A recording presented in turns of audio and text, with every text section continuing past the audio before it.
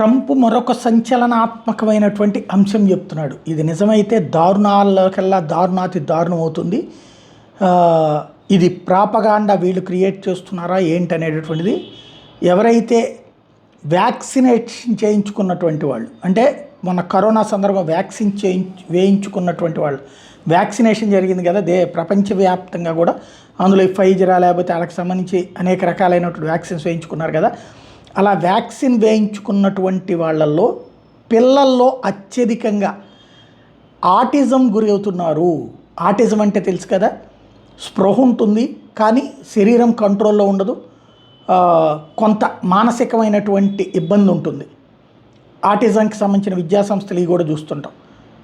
అలాంటి ఆటిజం బారిన ఎక్కువ మంది పిల్లలు పడుతున్నారు వ్యాక్సినేషన్ ద్వారా, వ్యాక్సినేషన్ వలన లేదా వ్యాక్సినేషన్ చేయించుకున్నటువంటి వాళ్ళకే ఇది నడుస్తోంది అన్నటువంటి ఒక స్టడీ ప్రస్తుతం ట్రంప్ ఎదుట ఉంది. ఇది చాలా సంచలనాత్మకమైనటువంటి అంశం.